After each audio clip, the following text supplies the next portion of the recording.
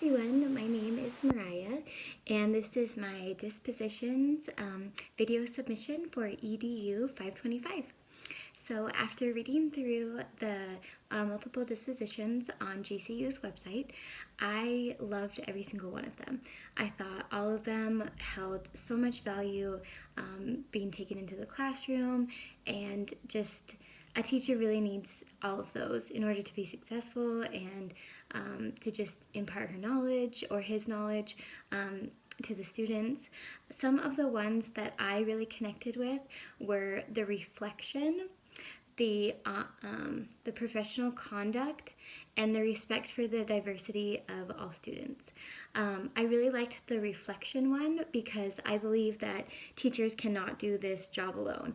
They need other teachers. We need to be able to see if something's not working that we're doing and making adjustments.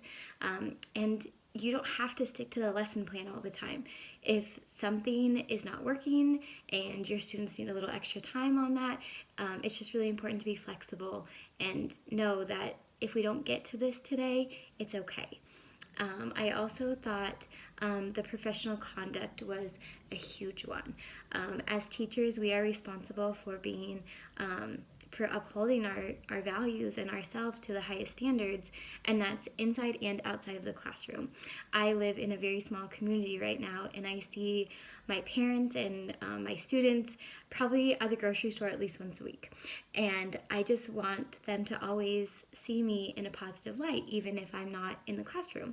So I think that's really important also, and just being able to interact positively with your coworkers and your administration, that's just huge. And the last one is the respect for the diversity of students. This is also a huge one because our classrooms are so diverse, and you want to make sure that each student that comes into your room, that you are being respectful of, and that you're teaching that respect for that diversity in the classroom and modeling that for your other students so that they will take on those behaviors also. The dispositions that I could probably work on would be it's kind of a twofold, but the reflection also. I listed this in my first one, but also just by taking that time every day to just reflect. As teachers, we are so busy, and it feels like there's just not enough hours in the day, but really like taking a look at your lessons and, do I need to cover this subject again, or do we feel confident that we can move on? I would just say that reflection is a big one that I just need to make time for every single day. And then I'm going to say honesty. I am a very honest person, but one thing that I was reading under the honesty category was being able to be truthful with your students always.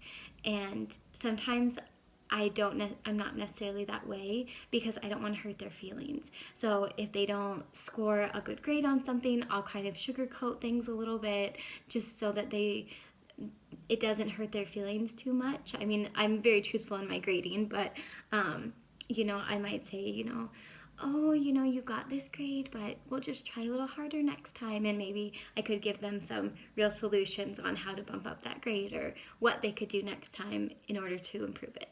So I think I would probably work on that. I feel like the dispositions, they are really important in a cultural diverse classroom because you just want to make sure that you're being fair with everyone.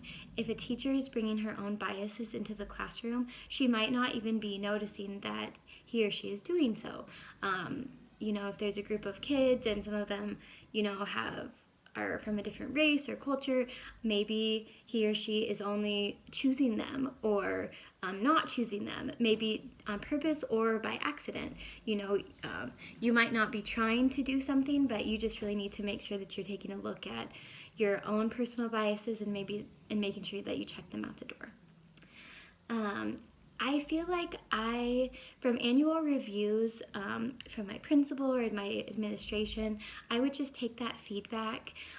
Try not to take it personally because it is feedback, and just understanding that nobody is trying to hurt my feelings or be a bad guy. They're just trying to help me and make me a better teacher. And so I feel like just taking that feedback and reflecting on it and seeing what I can improve and just doing the best I can. Thank you so much. Bye.